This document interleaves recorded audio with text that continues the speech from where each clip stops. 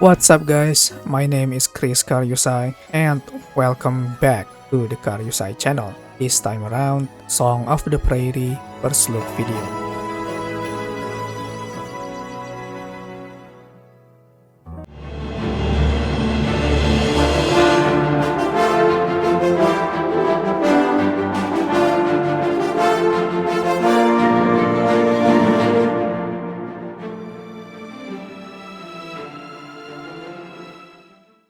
Song of the Prairie is a farming life simulator game developed by the Droplet Studio, released back in 2024, and of course they are Chinese developers, because the Chinese seem to be the only ones care enough about the genre today. Right off the bat, character customization doesn't look very good.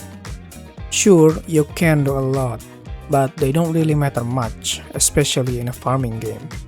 I don't think anyone really puts their time into adjusting the character's cheeks or forehead meticulously. The only meaningful customizations I think are the hairstyles, hair color, the eyes, eye color, and of course the skin tone. Although I would commend them for giving me the option to choose the character's origin. Basically, this is a buff that will last for the lifetime, I think, based on the country your characters originate from. As you can see, I chose the State of Freedom, which in the description is located in the west side of the continent. Now, I don't know if this is a dig at Western nations, because they have freedom of capitalism as opposed to China. Going past the character customizations, unfortunately, that is not the end of the negatives. The localization of the game is bad, like Google Translate bad, and it definitely does not help with the already confusing lore by itself. I mean, one moment I was talking to a faceless goddess, and then the next I'm suddenly on a carriage talking to a guy. Thankfully, we were not heading to Helgen to be decapitated.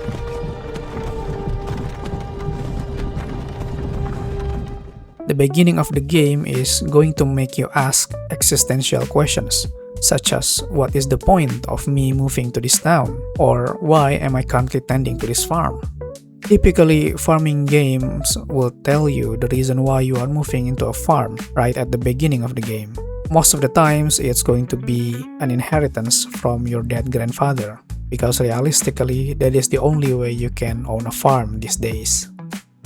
Once I arrived at the town, I was greeted by this beautiful town office administrator by the name of Wallis. Right then and there, I decided that she is going to be my romance target for this playthrough.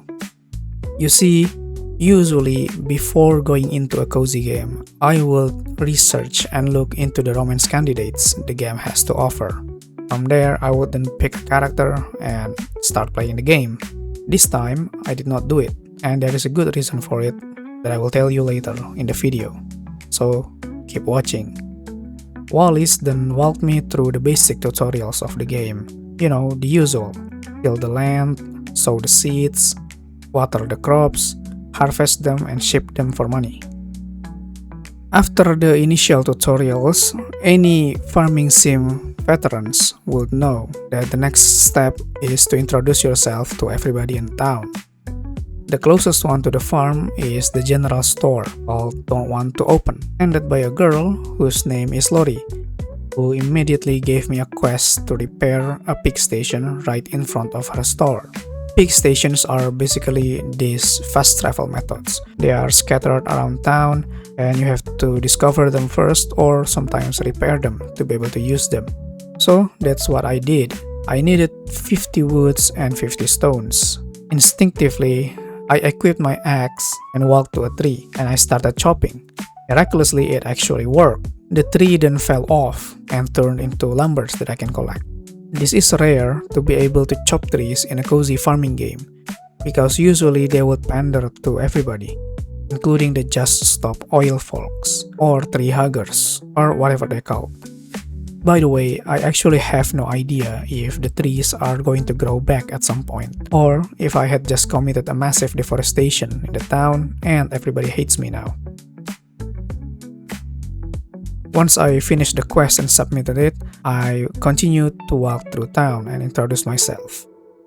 My conclusion of the cast of the whole town is that they are definitely unique in appearance and personalities.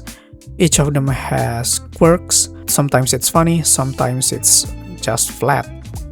It was by the time that I met this girl named Hasur, who was the 20th townie that I introduced myself to, when I realized that pretty much everybody in town are just marriage candidates. Remember in the beginning when I said that I did not do my research? Well, I actually did. I asked ChatGPT, "Hey ChatGPT, can you research Song of the Prairie's characters and see if everybody that lives in the town are just marriage candidates, or are there other characters that are not romanceable?" And ChatGPT answered with confidence. Yep, I dug into the current character lists, and no, not everyone living around Prairie Town is a marriage romance candidate. There are definitely regular NPCs and helpers. The current wiki splits the characters pretty clearly. To put it simply, I got scammed by an AI. Now I know why they are taking my job. The reason why I don't like when a town is just populated by marriage candidates is because it looks fake. It looks like a Potemkin village.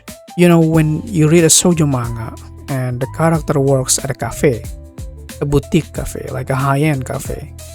The first time they enter the cafe, there would be a panel with pretty girls and pretty boys. They are all wearing perfect hair, perfect clothes, they have large and sparkly eyes, there's probably roses or flowers at the corner, and it has a sparkle stone. You know, that kind of stuff. The glittery stuff. Sure, it looks good in one panel, but if you copy-paste the panel 50 times, it would start to look nauseating. I actually had a discussion with Gemini about the topic, and yes, all of my friends are AI these days. Basically, the argument is maybe the devs are targeting Chinese player base. Maybe Chinese players want the best bang for the buck, so when they design a character, they want the maximum ROI from it. It might be easier to sell a game if the cover has all pretty characters on it, and when the player actually buy it, they can marry every single one of them in the game. Well, I'm not against having 16 candidates in a game. Well, in this case, 24. What I'm against is they all looking the same. I think a town should have a grandpa and his granddaughter tending a ranch and selling cows, or an old married couple who owns a vineyard and haven't seen their daughter in years since she moved to the city. If you want to make them romanceable, go for it. I think it would even be interesting if you can romance the spouse and maybe trigger a divorce event between them. Except for the grandpa and the granddaughter maybe. They will be too creepy. But that's enough roasting about the characters. In about the third day, I started to actually do proper farming.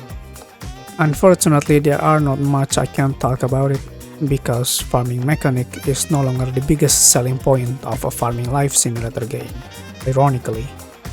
Fortunately, something else happened that day, which is the mine opening.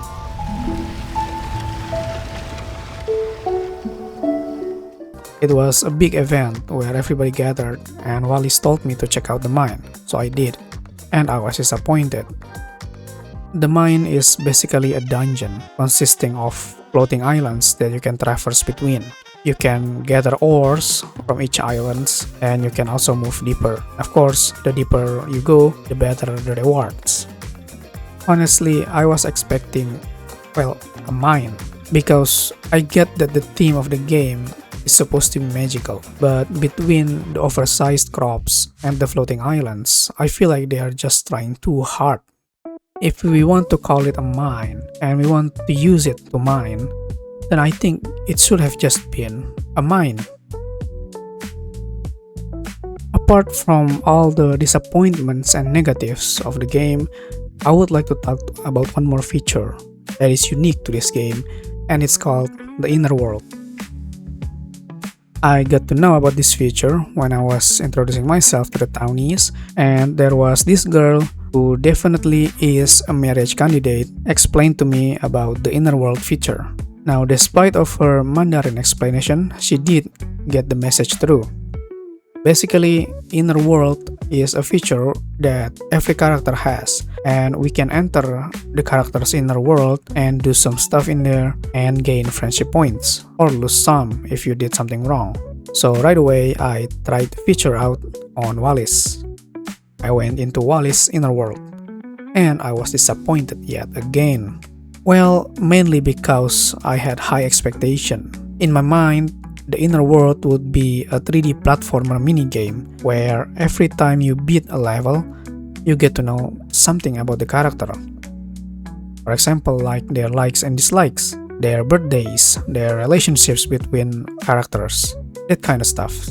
Instead, it turns out to be a Honkai Impact main menu screen. The character stands on the stage, and you can inspect various parts of the character's body. I don't know where they are going or where they think they are going with this inspect action, but it sounds and it looks creepy. Meanwhile, the game is supposed to be family friendly. Regardless though, I ended up inspecting her glasses, and we gained friendship points. Nice, right? That did not last long. I got kicked out of her inner world because I got caught looking at her boobs, her necklace, and she did not want to talk about it. She felt violated by my male gaze, then she kicked me out. Fortunately, I did not lose any friendship point in this time. I think I have to dig deeper through this feature to understand what are the gains and the consequences. Going down to the conclusion of the video, my feelings for the game, I think it definitely has potentials. The inner world feature on its own is quite unique, and that's something that they can expand on further. They probably do, but I don't know yet because I haven't gone far enough in the game. It does have potentials, but it do have the downside. Like the bad localization, I think is an Achilles heel. I feel like the only realistic way to play the game comfortably is by studying Mandarin for 10 years. I would also like if the game had more diverse characters in the town, but of course it's not something that's easily changeable, especially after the game has been released for a while.